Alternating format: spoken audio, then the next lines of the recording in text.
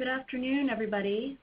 Thank you for joining us today. My name is Esther Lynn. I am an outreach specialist with the Farm Service Agency Outreach Shop. We have got a really great webinar for you today. We're going to be talking a little bit about borrower training, which is the production and financial management training that FSA loan borrowers have to undergo, and we're going to be talking a little bit about the process to become a borrower training vendor. We have presenters from our Farm Service Agency Loan Division, Norm and Craig, who are going to be doing the bulk of the webinar today. And we are here with our Director of Outreach, Latrice Hill, who's going to say a few words before we get started. Good afternoon, everyone. Thanks so much for joining us. We feel it's so very important that you be educated and know what the requirements are to participate in the borrower vending training. But before we get started, a couple of things I want to remind you of. This is being recorded. If you are not able to hear the audio, please let us know through the chat box. The chat box is where you'll make all your comments and ask a question. Again, it is being recorded and it will be shared on our public website at www.fsa.usda.gov/outreach.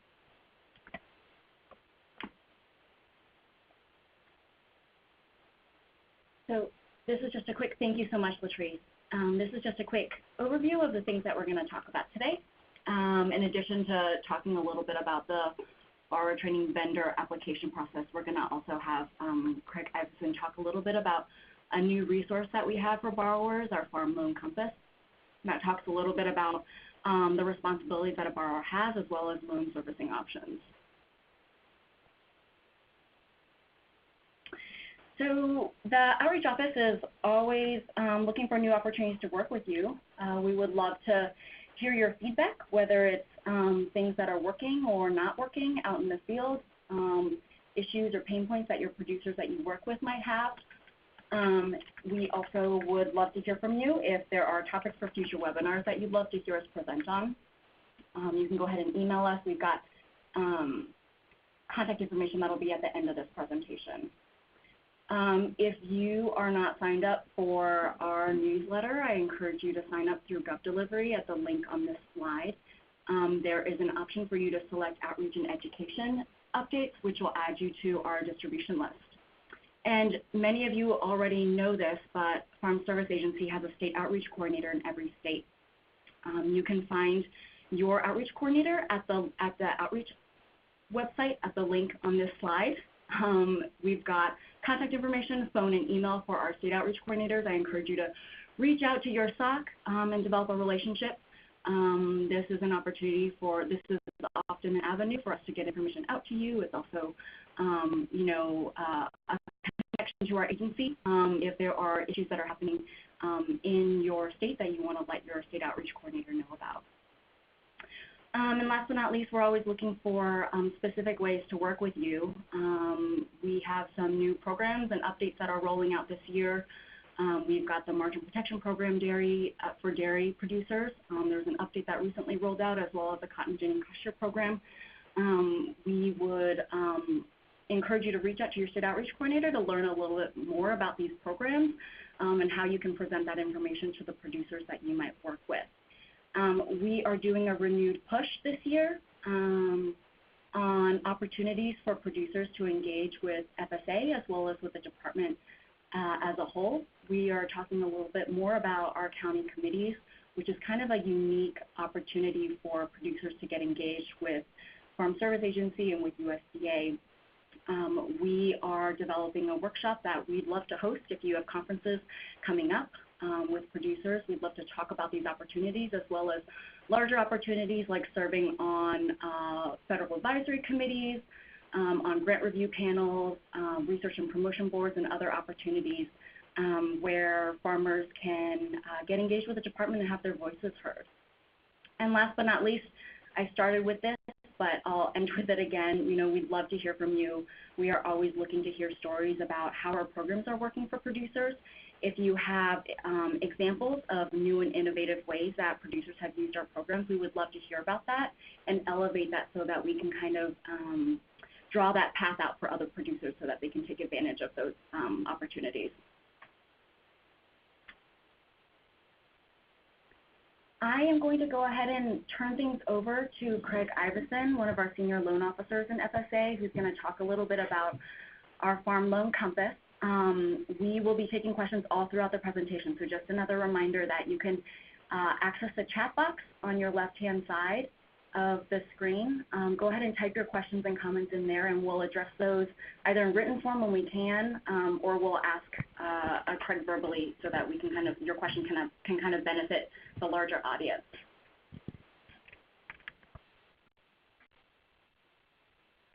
Hello, everyone. I'm Craig Iverson. I'm as I was introduced, I'm a senior loan officer here in Washington, D.C. Today I'm going to talk to you about the FSA Loan Compass. And on your screen is a picture of the brochure, the cover page for the Compass.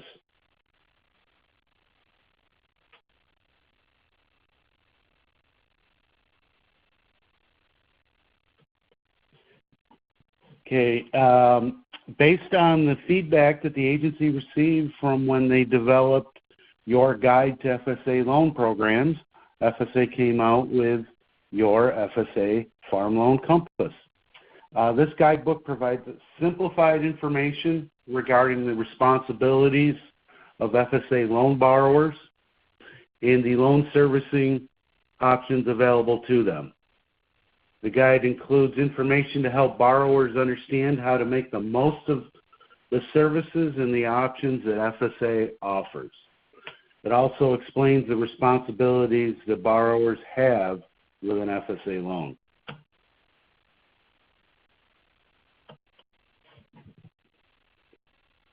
The Farm Loan Compass was issued in September of 2017. It's located on FSA's website under Farm Loan Programs, and then if you go into the loan servicing section. So here's a link on the screen that you can go directly, or you should be able to also find it by using one of the search features from the USDA or FSA website by inputting Loan Compass. It should pop up.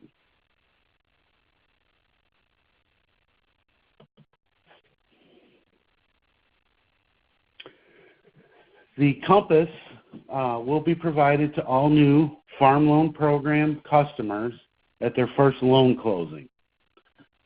Borrowers who receive their first loans in fiscal year 2015, 16, or 17 will also be sent a copy. The agency also plans to post a Spanish version on the website in the near future. But as the screen says, due to printing costs, we're not able to mass mail them out or make them available at a lot of the public shows that we're going to be doing in the future. So we would encourage you to go to the website, which is here once again, to be able to get your very own copy of the Farm Loan Compass.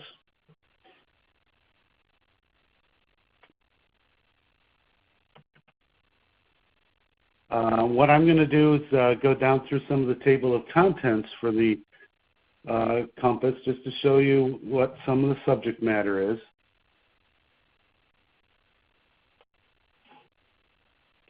But there's a brief introduction. There's topics discussing your relationship with FSA, loan basics, your responsibilities, your farm business plan, services for existing loans, which that covers all of our servicing options that are available to borrowers. There's other servicing and collection topics. The guide also covers the Guaranteed Loan Program and some of the servicing that's available through that for lenders. It talks about FSA's responsibilities, and then there's the conclusion and the appendixes that are referenced throughout the manual. I'm going to show you some sample information that you can obtain from the guide. So this screen is under the loan basics. It actually explains how a borrower's payment is developed and how it's applied to the loan when the payments are received and what it'll cover. But one of the nice little tables in here, it shows the amortization of a $75,000 loan over 7 years and the total interest that's paid if all the payments are made on the due date. And you'll notice here that the interest paid in this example is $9,237.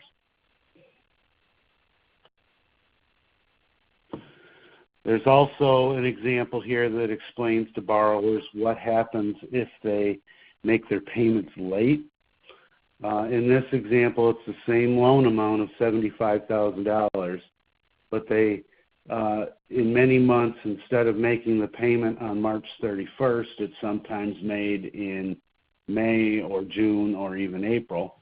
And by doing that, over the same time period, a borrower will pay a bit more in interest, $10,358 in this example. So that it does a very nice job of showing you how your payments are, or your loan is impacted by making payments. It also explains our primary loan servicing options that are available to borrowers that are struggling to make their payments.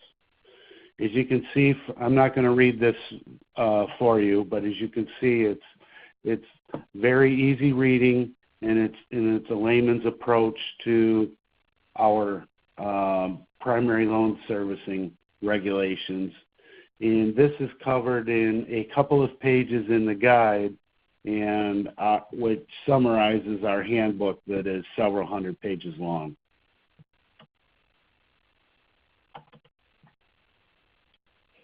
So on this page, I just wanted to note that there's some notations there for borrowers, like under the primary loan servicing in bold. One, if you were reading it, it would point out that it's very important for a primary loan servicing application to be received by the 60th day of the deadline.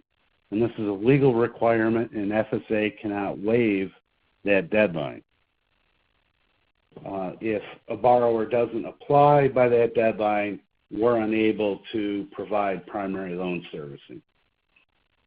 The guide also goes on to explain some of our options. On this page, it provides an example of or definition of rescheduling and reamortization, which are multi-syllable words, but they basically mean that your payments are rearranged over a remaining term of the loan. Sometimes a longer term can be used to give you more time for which to make the payments. We also explain what a deferral is, and a deferral is when you're given a period of time up to 5 years during which you make a reduced payment or no payment. However, interest will accrue to be charged on the whole loan.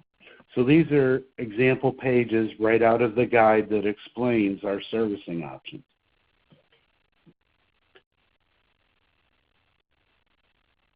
I could go on all day and show you all the pages from the guide, but I'm not going to do that for your sake.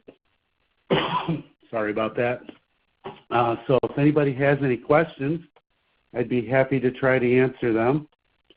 My contact information is here, and also since I'm rambling on, you'll also have more time to copy down the website location for the Compass if you would like to go there after we're done, or be able to pull it up. But I can take any questions at this time if our moderator says we have enough time. Yes, we do. And you actually have, it looks like you've got one question here, just asking for some clarification on rescheduling. So if a producer can't make the payment, then they need to reschedule. So can you just explain that a little bit more? Correct. If a borrower is having difficulties making their loan payments, the guide will indicate in there that you need to be in contact with your local office, and then it talks about the process that you can go through to get some payment relief, different options. There's many options, but one of those is primary loan servicing, where we can reschedule or restructure your loans. And there's some, like many government programs, there's specific eligibility criteria that the borrower would have to meet in order to be eligible for some of the servicing programs. And the handbook or the guide will go in and explain those items within those pages. So hopefully I've answered your question. Thanks, Craig. Yeah, and for the organizations that are on here, and maybe some of this is new to you, our take-home message is that we recommend that you help the producers that you work with and let them know that it's just important for them to maintain those lines of communication with their farm loan officer, and if they get in a pinch and foresee they might not be able to make a payment, to talk to their loan officer and their local office. It looks like we have no more questions. Thank you, Craig, again, and folks have your contact information here and can follow up. And we hope that everyone is able to make use of this resource and download it and read it. Thank you. So up next we have Norm Cummins from Farm Loans to talk a little bit about borrower training. He'll give you a quick introduction into what it is, and then talk a little bit about the application process for you as organizations if you are interested in providing this service to our borrowers. Great. Thanks, Esther. So, like I was introduced, and I apologize for the hoarse voice.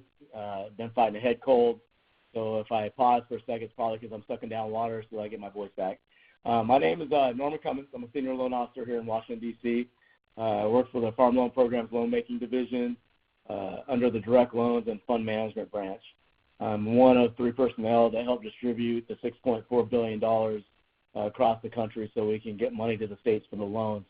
Also, part of my duties is borrower training. I am the only person up here at the national office that reviews borrower training applications for vendors that are interested in being a national vendor, or if they want to be a state vendor and they're not a university, I would be taking a look at your application. First one to talk about is kind of the purpose of borrower training, just a real quick overview, and then I'll actually go into some basic requirements for what vendors will need.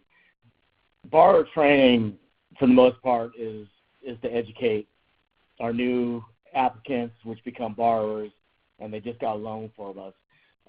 We decide that after kind of reviewing and understanding they're beginning farmers and they need a little bit more education, that part of our requirements to give them the money that they need is to take borrower training. It's just part of the skills necessary they would get out of it is learning how to successfully operate a farm, build equity in the operation, or become financially successful and prepared to graduate from agency financing to commercial sources of credit. And what we mean by this is that you can only use our programs for so long. We expect you, the borrowers, to actually graduate to a commercial credit lender to get loans if they need, like annual operating funds or expanding the farms to buy equipment. So we don't want people staying on our programs forever so that we can make this money readily available for new and upcoming farmers besides that. So if the borrower is required to take training, they need to agree before they get the funds that they would actually complete this production and financial management training. We might only require one, we might require both. It just depends on the background of this particular borrower and what we decide that they're going to need. This is all at the discretion of the loan officer that is processing the loan, so it's going to come down to that. We do offer waivers, which would be we waive this training, and that all really depends on the background of the borrower itself. If if it's somebody that's been farming for, let's say, 8, 9, 10 years, they're just finally going to get a loan from us, looking at their finances, because we would definitely look at their finances as far as their operation. And it looks like they've been, running a pretty good ship. We're not going to require them to have it, especially when it comes to production. They're obviously somebody that's been doing it for a while. Now, if it's somebody that's been doing it for a while, but they are, when we look at their books, it kind of looks like they've struggled over the years, yeah, we might require them to take financial training. Or if it's somebody that's switching operations to, let's say they did livestock for so long and now they're wanting to do crops, we might consider them to actually take, production training. And it's really, again, be up to the discretion of the loan officer. Part of the application process is there's a form that they would sign if they're requesting a waiver. It used to be when somebody would request an application, we would give this form included with the application. We don't do that anymore. What the loan officers have been directed to do is actually review the application when it's submitted to decide if a waiver is warranted. If a waiver is warranted, then they'll actually give the FSA 2370, which is the form that they would sign for requesting a waiver, to the particular applicant. For them to get a waiver, again, they would have to submit evidence which demonstrates the agency's satisfaction, the applicant's experience, and training necessary for a successful and efficient operation. It's going to be up to the loan officer's discretion. They can take a look at it and decide, yes, this person, is warranted, but it's not going to be a guarantee that we'll waive everybody that walks through the door. We want our borrowers to be educated and so that they become successful farmers and continue the legacy that farmers have been doing for a long time in this country. Deadlines for completing borrower training, the clock starts the day that they sign their notice for basically getting the loan. So when that kicks off, they have a 2-year time frame to be able to get the completion of their training. Now, let's say they don't get it within that 2 years. We do offer a 1-year extension on certain circumstances. But to me, 2 years is a long time, and the training doesn't take 2 years to do. It would really have to be something that affected them possibly getting the training. And I understand death in the families or things come up, and we do understand that. We're flexible in that, but the fact that they just didn't do the training is not a viable excuse. We will grant an extension longer than that 1 year for extraordinary circumstances determined by the agency, which is going to come from the loan officer and state office from the particular state that they're in. And again, it's definitely got to be something that's outstanding, that's just not out of the ordinary. Saying that your internet's down doesn't fly because there are courses that they can take in person. So if the borrower fails to complete the training within that 2-year period and they do not get an extension, they will no longer be allowed to get federal funding until this training is completed. And that also includes servicing at this point, but that possibly gets changed. And that'll be something that they look at. I mean, they'll look at, it's in our system that you require, here's your deadline for borrower training. You haven't taken it, you need to take it before you're allowed to get any more funds for this. Now, within that 2-year period, they could get another loan from us, but if the training time frame has expired, then no, they would not be able to do that. So now I'm going to talk about vendors, and I'm assuming that most of the people that are on here are kind of interested in, coming from organizations that would like to be a certified training facility. Hey, Norm. Yes. Norm, this is Esther. Can we pause for some questions real quick? Sure. We have a question asking about the number of borrowers who have to take financial training per year. Could you maybe talk about it maybe in terms of percentage of, the borrowers that FSA has? Yeah, I can give you basic numbers. Off the top of my head, it'd be kind of tough. We run through the thousands. Like I said, we have $6.4 billion that we have available. Usually, in the last couple of years, we've used about a little over $6 billion. So in numbers, you're looking at thousands and thousands of borrowers. It varies from experienced people that are just running annual loans continuously to brand new farmers market loans. We process, at the top of my head, I would have to say a little over 1,000 or two of microloans in this year alone, which means these are mostly going to be beginning farmers just qualified enough for our 50,000. A large percentage of that, I would have to say 80-90% of those microloans are going to be required to take borrower training. Doesn't mean that the loan officer always requires them to do that. There could be special circumstances where it's somebody that just turned 18, 19 years old, has lived on the farm their entire life, and has actually managed that particular farm. Yeah, we're going to look and most likely not require it, but some of that young, myself as a loan officer, I would require them to do it just because I think the more knowledge, the better. Reviewing a lot of the particular applications over the years when I was out in the field, I've learned that some of these farmers are phenomenal farmers. I mean, they've been farming a long time, and they could tell you everything about farming. But the financial side of it, they've just never really educated in it as far as budgeting and keeping things tight. And it can get away from somebody sometimes. And a lot of the generations coming through now are actually going and taking ag courses and financial courses. And so if they've done that, then why would you make them take a financial course? They're kind of educated in that. But at the same time, the more educated our newest farmers and even our current farmers are, the better it is for the agriculture community. And this is knowledge that can be passed on through generation to generation.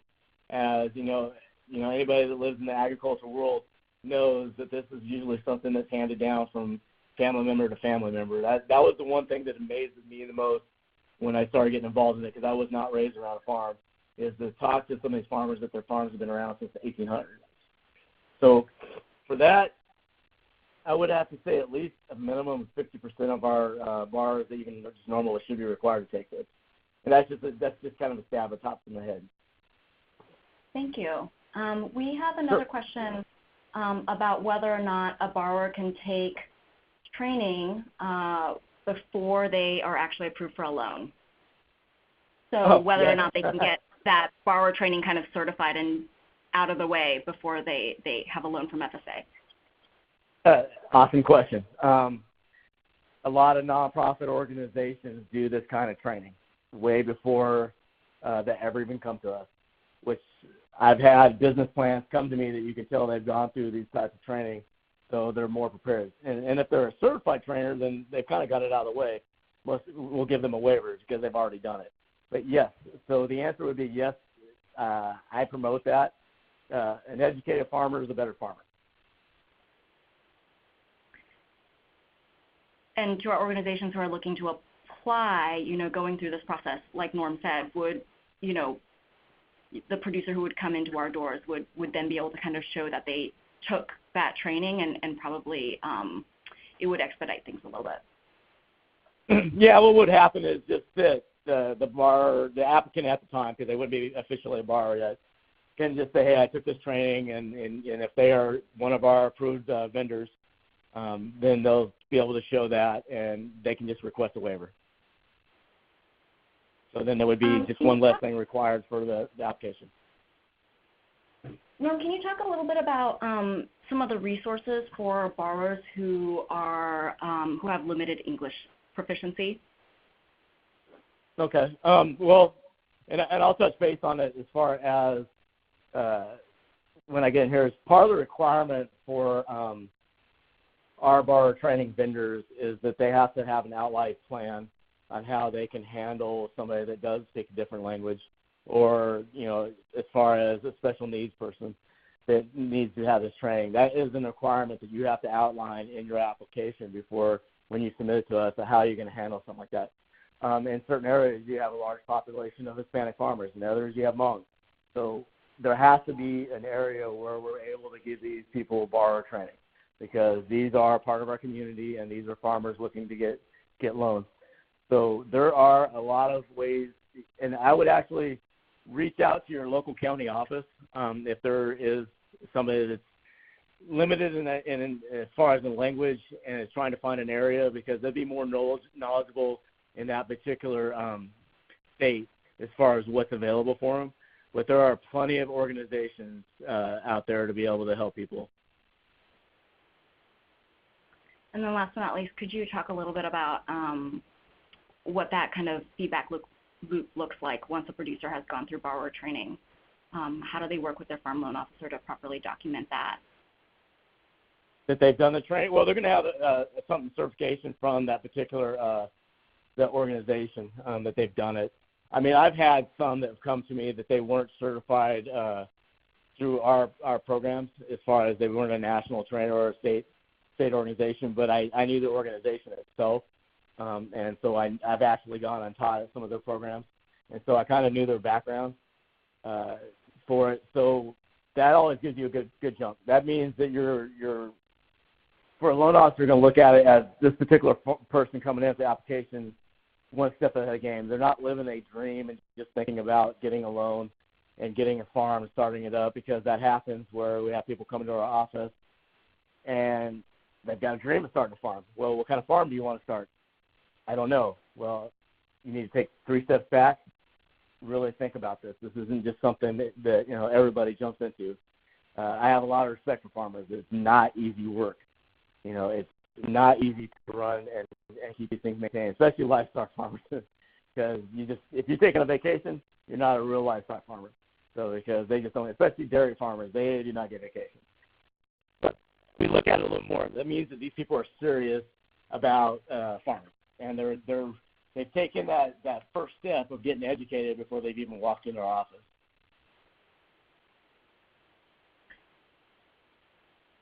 Thank you all for your questions. Yep. I think we are ready to move on to the vendor application piece. Okay, sounds good. And if there's any more, just stop me and let me know.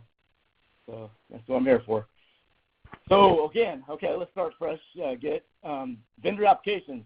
If you want to be an organization that is a certified training vendor, you have to do the process of filing an application. It's not a particular loan application. There's no form or any of that, but we have set requirements of what needs to be turned in so that we can review to see if you have the goods to be a trainer.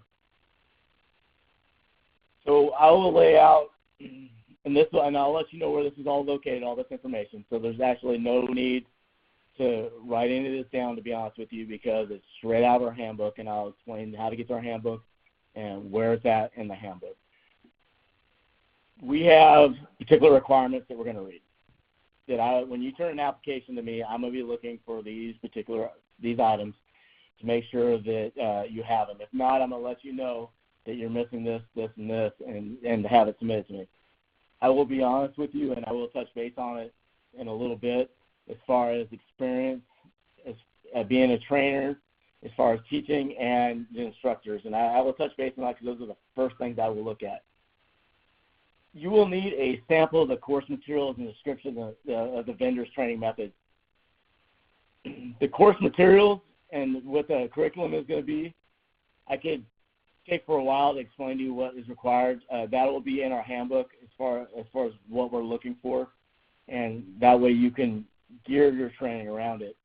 This is going to be very generic as far as the information I'm telling you to get. You'll need your training objectives, and again, that's in the handbook as far as specific objectives and what is required. Depending on what courses you're teaching, if you're teaching finance or you're teaching production, there's 2 different avenues you can go, or you're just doing both. There's objectives that we expect the students to get out of them when they're done with your training program. We'll need a detailed course agenda specifying the topics to be covered.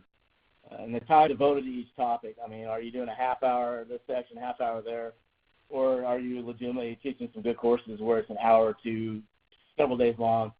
And we need to know how many number of sessions that need to be attended to complete your program. A half-hour program is not going to fly. That is not educating the borrowers that we want.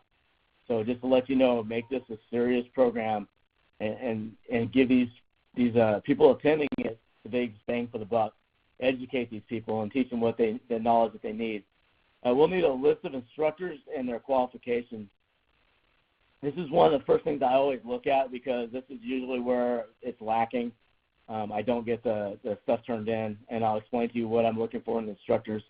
An easy way to get me these qualifications is just get me the resume. When you're a big program and a big organization, this becomes really difficult. I ran into one where they had 92 instructors. That was a university. they're still struggling to get all the resumes. So just think about that. Maybe you start small and then add some of the programs to it, so that way you're not throwing a lot at once and trying to actually just get this thing started. We'll need a criteria for any time you're going to add an additional instructor. You know, these certifications go for 3 years. Instructors come and go. We need to know how you're going to choose your instructors. What criteria are you looking for them to be able to teach for your program?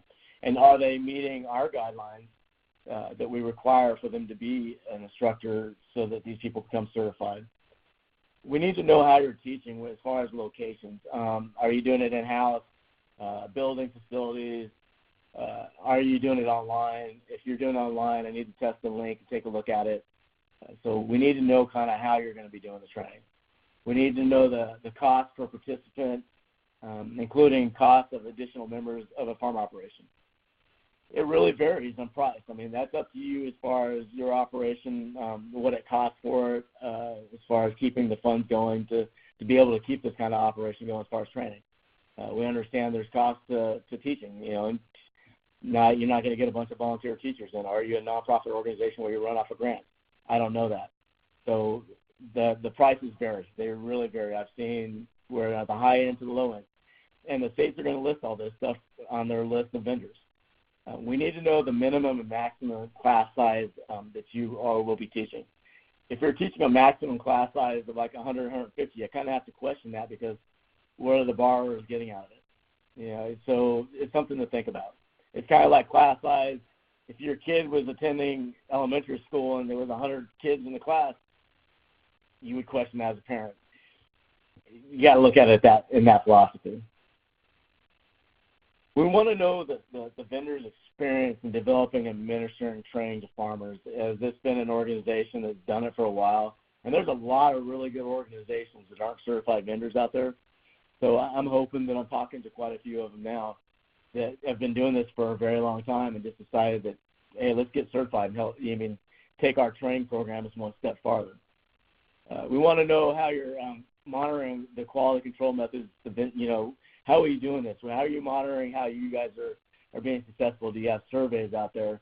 Are you, asking the students after a year how they've done? What are you guys doing to make sure that your program is successful? We want to know what your guys' policy is as far as allowing the agencies in your area to attend your training to see how you guys are doing it. At the national office, you're not going to see us attend a training program unless I just happen to be out in the area in your state doing a state audit. So this is something that the local FSA would be doing. But what's your policy on that? How are you guys inviting them? Are you inviting them as guest speakers? When I was out in the field, I was a guest speaker for a lot of these things. So we want that outlined in it. All these items that I'm listing, like I said, there's not a particular form. You just kind of have to write it all out. Build your resume of your program and make sure you touch base on every single one of these line items. If you don't, I'm going to come back to you and ask, what you guys are, how would you answer this question? And I need a response for it. It's the same thing if any of you guys have done grants. That's one thing that'll lower your score on a grant review is missing line items like this.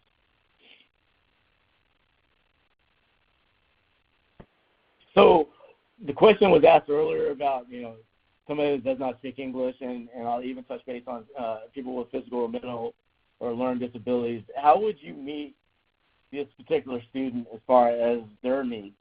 We need to know a plan on how you would handle these. I know it doesn't have to be elaborate, but I want to know what your organization is going to do when you have a student like this walk through your door. If you have somebody that does not speak English walk through your door, how are you meeting their needs? If you have somebody that happens to be in a wheelchair, how are they going to be able to get into your training facility? Do you have a ramp, or is there a way for them to get in, or there's no issues because it's flat ground? Somebody with mental needs, are you able to slow down the program a little bit so that you can help them learn? There are able-bodied people out there that just have certain little issues that can do the job just like anybody else. We just have to be able to kind of break things down a little bit for them to get them started. And so I want to know what your organization is going to do to meet these needs. For training, you can't just decide I'm going to be a certified vendor and you just started training, starting kind of, your program. We want to talk to programs that have been doing it for a few years. 3 years experience is usually kind of like our guideline that I'll look at. I will make exceptions if it's a bunch of people that have been doing it for other organizations come together to start one. No matter what, kind of lay it out for me. Sell your story. You got to sell why your organization would be a great vendor for us to certify. So the more information, the better. You just can't make it a minimum little write-up. I really want information on all these line items on why you guys are going to be a certified vendor. So that being said, this isn't an application process that happens overnight. It's not something that happens in a review overnight. Some of these things are 90 to 60 pages long. Just, it just really depends on how much information you're giving me. Norm, can I ask And I talked. Okay. Oh, sorry. I can wait until if you're about to start a new section. No, go ahead now.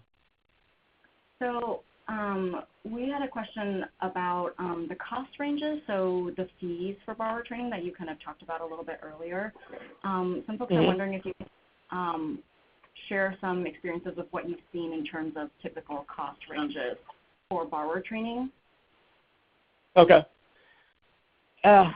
I'll give you 3 different ranges that are kind of the norm that I've seen. I've seen a lot for $100.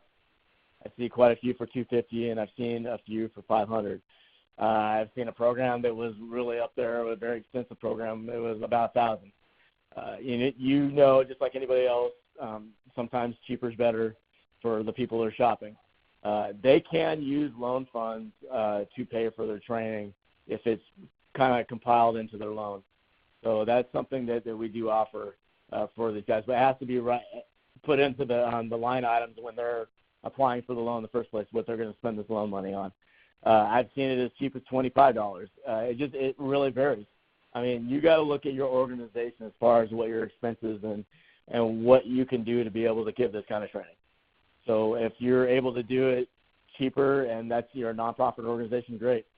There's a few kind of, I would say, profit organizations, but they're not in there to profit a lot off this training. I mean, a lot of universities, it varies. Universities can be on a little bit more on the pricier edge sometimes because they charge what their normal credits would be.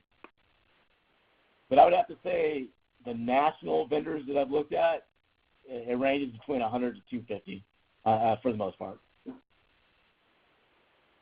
Okay, thank you. And can producers see the cost of each program when they get a list, when they're... Oh, yeah. The requirements, the state office, and I'll actually touch base on that in a few minutes, the state office actually has a list of the vendors for that particular state. Part of the requirements is the cost that is associated with that particular training. Okay. And I'll tell you straight, the state office sometimes is leery about the more expensive programs, but if they're a national vendor, I tell them that we've already certified them. They would have to justify to me why they would keep them off their list. They can never give me justification because we've already certified them, so they put it on there.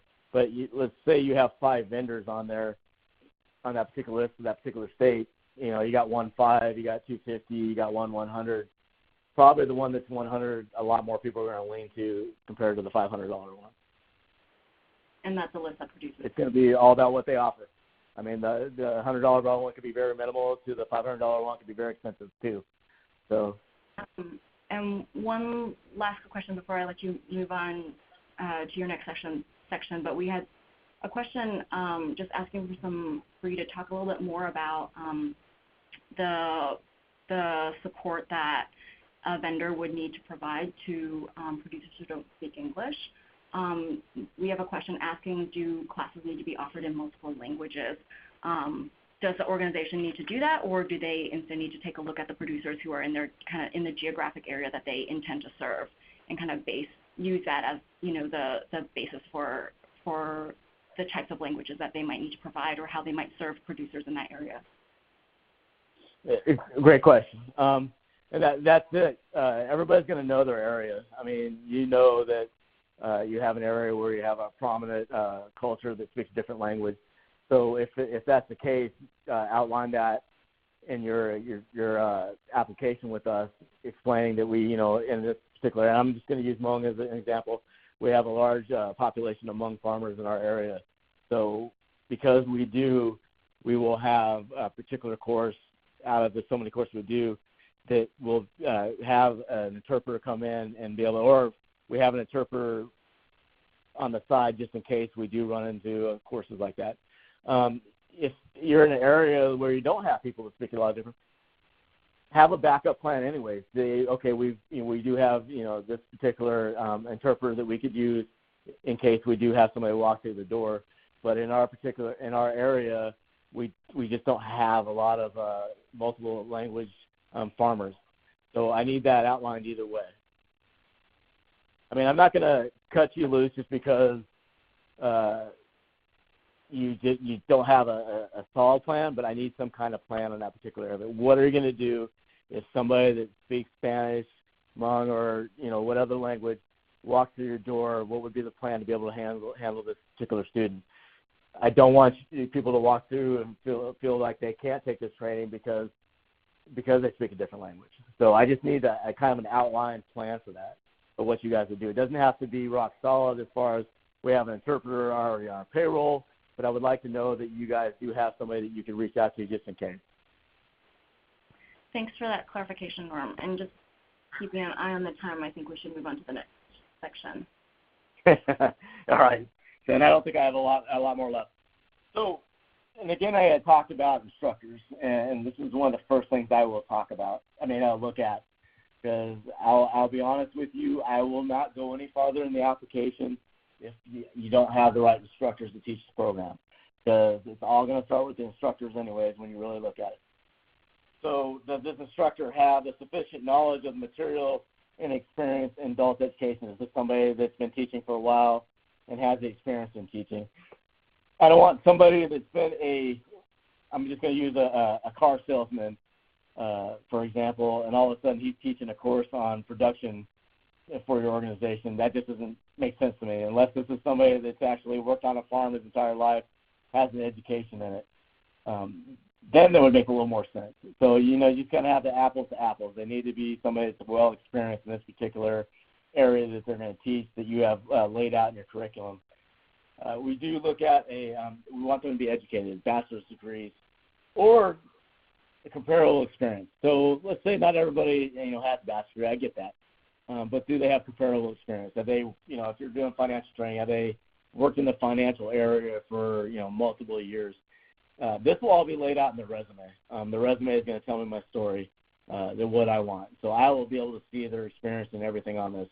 I do require a minimum of 3 years experience in conducting courses or teaching. So they can't just have all of a sudden somebody that you just hired to teach a course. Somebody's got to have been doing it for a while. And I really hold to that 3 years experience. That's written in policy. It's what we're mandated, and that would be one of the first things I look at. If it's somebody who's just starting out, then run your program for 3 years with this particular teacher, and then come try to get certified. So these are things that you need to look at when you're bringing on instructors, or if you are an instructor yourself, that we require. So now let's get to the point where, okay, you've gone through, and I'll show you, I'll explain to you where all this stuff is laid out, so that you can go through and make kind of like a check. This stuff including application. But let's say you got it all done now, and you decided that you just want to be a approved vendor for the particular state that you're out of. If you are a non-university, there's a little bit more requirements. But if you are a university, an accredited college, educational institute, you would just have to submit your application to that particular state. You would contact the state office and ask them who to send it to. They always have somebody that deals with bar training. If you are, let's say, a nonprofit organization that is just doing this kind of training included with what you guys do, then it would be sent up to the national office, and then I would either concur or say there's more information needed from this particular vendor before I can give it our email saying we concur. So that's at the state level. Now at the national level, let's say you want to do multiple states, or let's say national level where you want to do all the states. You would submit your application to the state office that is considered your primary base of operation. So let's say that you're in Massachusetts, you wouldn't submit it to New York. You would, if you're based out of Massachusetts, you would submit it to the state office in Massachusetts. If you want to do Massachusetts and New York, still submit it to Massachusetts, put in your application that you want to work multiple states, and then they would have to submit it up to the national office. Just include every state you want to be working. And again, if you're going to work in multiple states and you don't have a website, you definitely want to look at locations. How are you going to teach these courses? I mean, are you guys renting a hall, or do you guys have classroom space on these areas? That all has to be listed out. So if you're going to work in multiple states, it definitely comes to a lot more information needed. Unless you're going to do online, then online it comes a little bit easier because then you just have some links for us to test out. If it's for that particular state, the SED, the state executive director, that's the person, the political in charge of the state for Farm Service Agency, they can approve it. Well, what's going to happen, and they're actually not going to be the ones that review these. It will be somebody that works in the state office, and they'll give their recommendation for approval, but the state executive director will sign off on it. Then they'll actually, for the multiple states, they would submit it up here to Direct Loans, the national office, and it would come to me.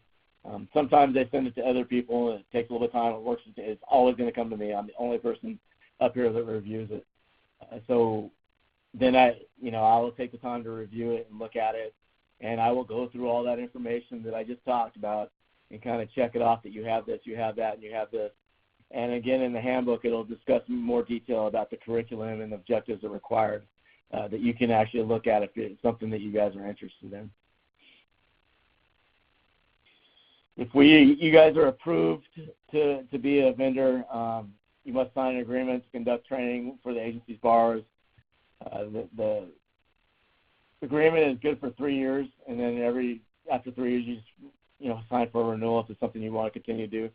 If you have any changes to your curriculum, your instructor, or costs required, you have to have prior approval by the agency before you do it. You can't just make the changes and then let us know. You guys can, if you do get, certified trainer, you can revoke the agreement by giving the agency a written 30-day notice. And also at the same time, if we just get a ton of complaints and we come to review and just realize that, you guys should not be a certified vendor, we can do the same by giving you a written 30-day calendar notice that we're going to revoke. I'll let you know right now, I haven't heard of somebody's training getting revoked because we do a thorough research on these applications to look at your organization ahead of time. So that being said, I wouldn't be worried about getting it revoked unless you're just doing something really horrible out there. Every year, and again, I put the state executive director because it's their responsibility, but the reality is it's going to be somebody from the state office that submits it. They have to have a list. So if you guys wanted a list from your area who the approved vendors are, you can talk to your state office. Yeah, you can even go to one of the local county offices. They should have access to it. It should have the approved state vendors, a contact person for each vendor, terms of the vendor agreements, the subject matter in which a vendor is approved to conduct training. Also has the price. This comes in an addendum, and it comes up to the national office that we review every year.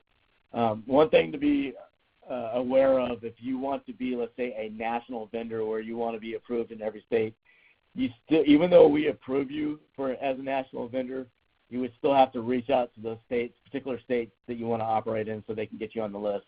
They're just not going to add you on the list unless you've reached out to them. And again, the state and county offices need to make this list available to anybody that asks for it. We do monitor the vendors that are out there. That is going to be the state office's responsibility. Like I said, I'm the only person up here that does reviews. That's not my only responsibility. So for me to be able to monitor everybody out there would be practically impossible. Now, I wouldn't even say practically, it would be impossible. So, but it is the state office's responsibility, the person that's designed to handle the responsibilities of bar training for that particular state, they need to take a look at this. You'll be submitting surveys that are submitted to the vendor from the people that after they take the course. Those will be submitted, and we'll take a look at those actually upon renewal of your certification. So it's something to think about.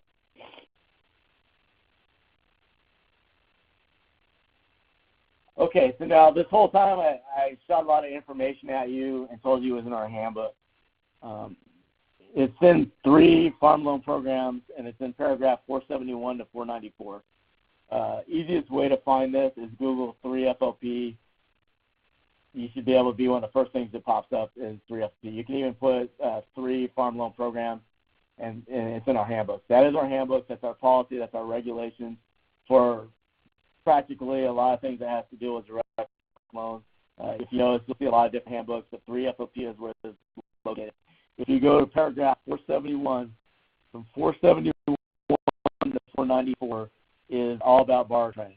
It has the guidelines that I require for the review and that policy requires. So I would use that as your checklist if you decide to become a certified vendor, and just go through it line by line and make sure you have that information in there. And if there's any questions besides this, and there was actually some really good questions, tells me that you're listening to me. This is my direct line. It's 202-720-3168, and this is my email. It's norman.cummins@wdcusda.gov. So don't feel like you're bugging me if you want to get a hold of me. This is part of my job. I'm a civil servant. I take it to heart to make sure everybody is taken care of when they call. If I don't respond right away, I will make sure I respond 24 hours. Email is sometimes the best way to get a hold of me. But please feel free to reach out to me.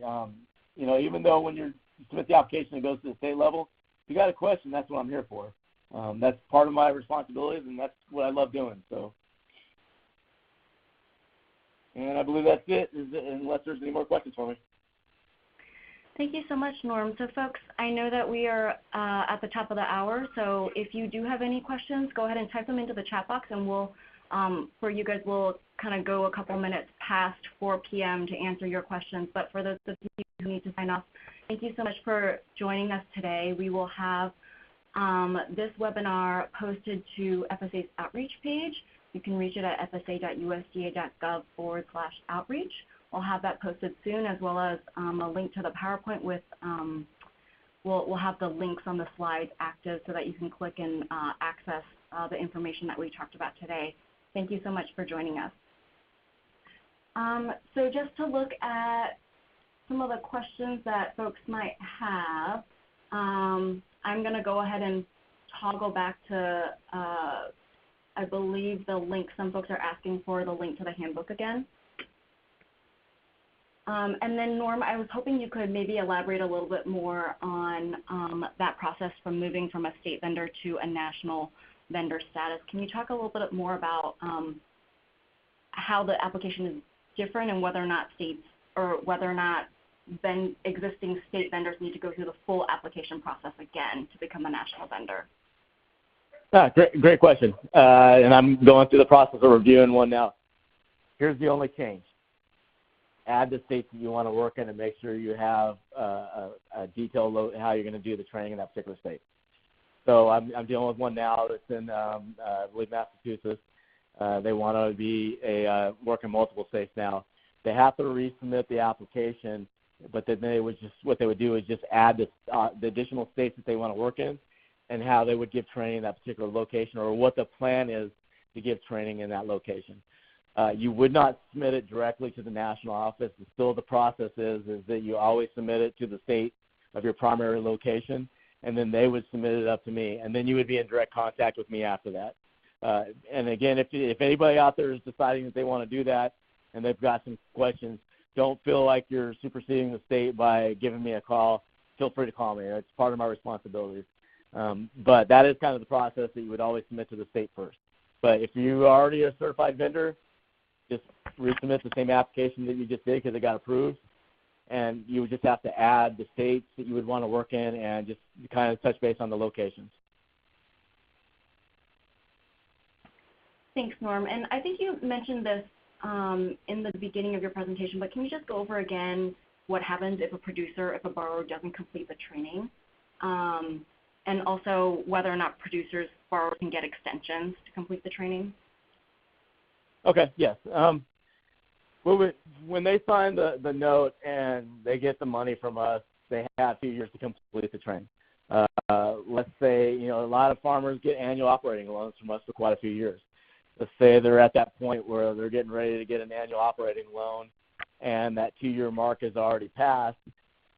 They're ineligible for that loan until they get training.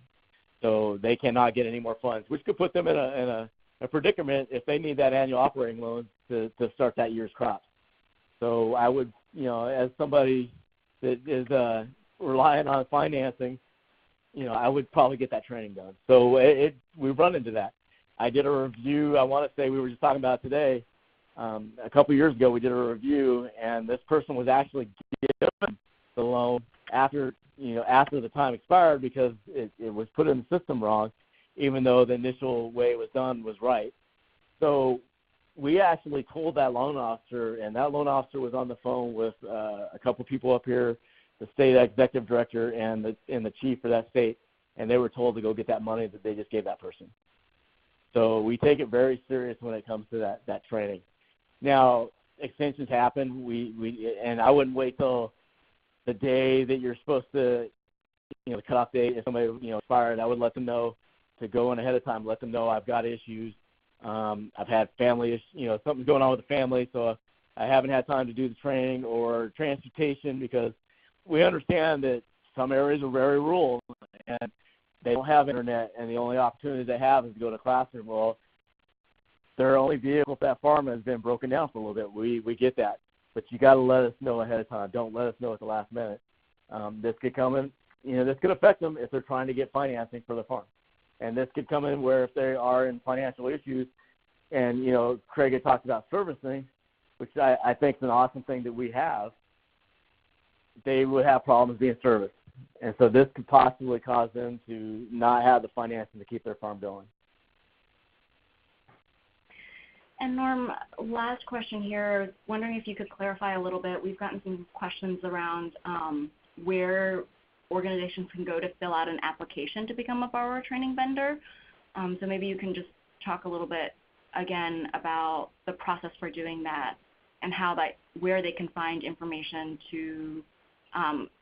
about what is needed what they need to include in a proposal to become a vendor. Okay. Again, if you're looking at the online, and if you're not and don't have it, our handbook, 3 farm loan programs, we call it 3 FLP, has everything outlined for what is required. I mean, this isn't your particular application like we have for loans where it has blocks that you fill out.